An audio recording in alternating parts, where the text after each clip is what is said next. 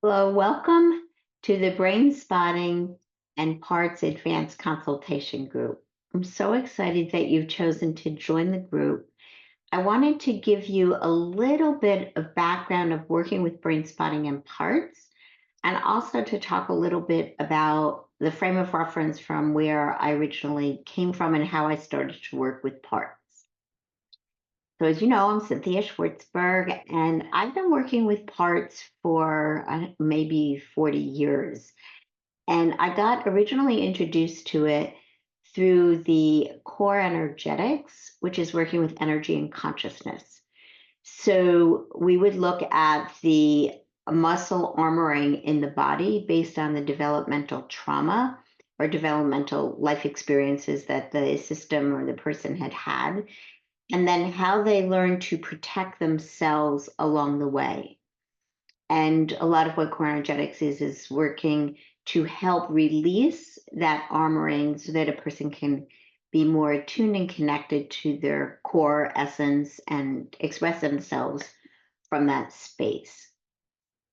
So that's my background. But in that modality, we looked at the human personality and the being from a place of, we looked at a person from William Reich's work of the personality having a mask, a what he called a lower self and a higher self. Well, I guess eventually that's what core energetics called it. But what the mask is that pretentious self that I want to bring out into the world so that you would appreciate me, you would like me, I would belong, we'd feel connected, or I've made a decision that the world is against me, so I'm going to protect myself and have this persona into the world. The what they called lower self is all those parts of the self that could not come to the surface because they would not be societally accepted. So it is a mix up of wounded parts and protective parts and managers if you're coming from an internal family systems approach. It's also parts that didn't get to form and really express in terms of creativity. And then the higher self is what their language was, which is similar to the core of internal family systems. And if you're not familiar with that, if you're familiar with the 12-step program, we could call it our higher power. So it's really our essence, our authentic self, our gifts and talents that we're innately born with and we express into life. So all of this is making up what they call the personality, a self.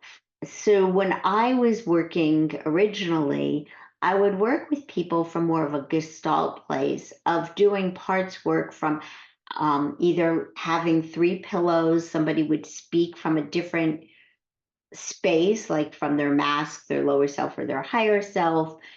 And then these parts would also dialogue with each other. I do have a YouTube on the three voices for the meditation process, which kind of can introduce you to the part of the self is that ego self, our executive functioning self, and then this more hidden part, and then the more pretentious self. So it has to do with, in that video, I introduce you to a way of dialoguing between, like, let's say I have an an issue. So I bring it to my meditation. And in that meditation, I'm going to start a dialogue between the more disrupted, disturbed, upset self and my ego self. But at a certain point, that ego self turns towards that higher power, that wise self, the internal therapist, you might call it, and develops this inter dialogue. So it's something to look at. I'll put it in the notes.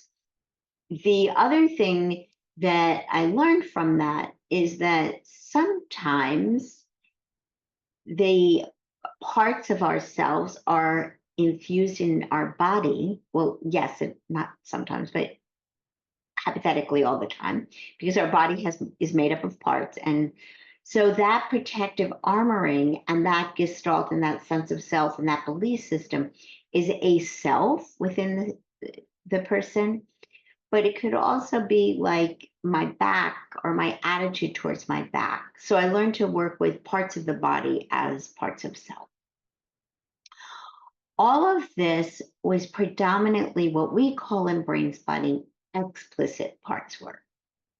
So I just wanted to give you kind of a background of where you might hear some flavors of the work that I do, but I am going to work in the group to help you hone into your way of working with people. So I do find that parts of self are the fragmented pieces of the whole.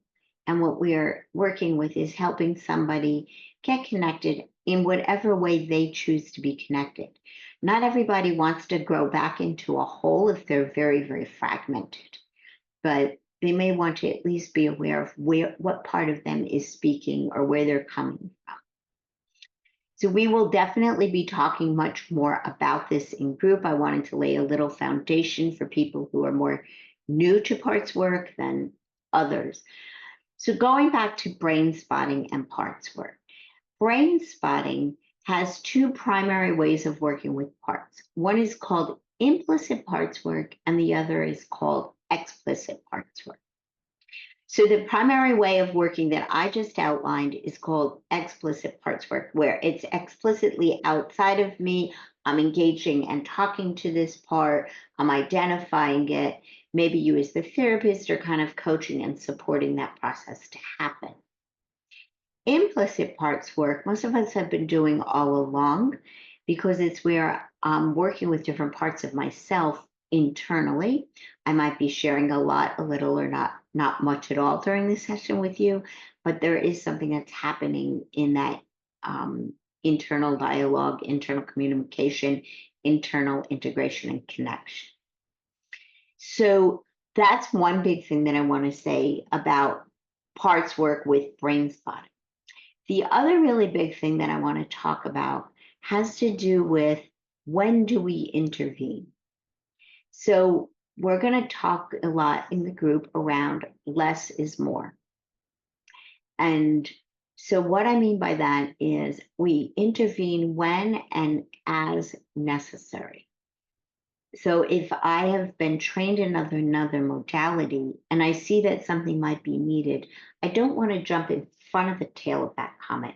I want to stay in the tail of the comment and offer in what is needed and as it may be needed, and step back when that interaction or that intervention, to say, is not really needed because the system, the body, the person is starting to be able to work within their own selves again, or dialogue amongst their own parts. So we're going to stick to the uncertainty principle. We're going to be looking at whether we're doing explicit parts work or implicit parts work, and we're going to be really working to stay also within the tail of that comment. And the last piece that I would like to share with you is the model that Cherie Lindbergh and I had developed, which I will hand out to you when we're together, and we're kind of going to go over that model. And that has to do with the interplay between rewrite, repair, and reorganize. So when somebody's on a focused eye position, layers of this repair, rewrite, and reorganize is happening simultaneously. So I'm going to try to share this one slide with you. And this is what it looks like. And I will make a copy of this and send it to you. So we're going from the subconscious, the subcortical, the unconscious to the conscious, all within this. And we're looking at parts and we're looking at patterns. And we are also looking at many times attachment style or attachment repair that's happening. and deep working within the therapeutic relationship with our client. So that's a really quick foundation. Write down questions, bring it in. It's just to introduce you to my background and some core concepts of working with brain spotting and part.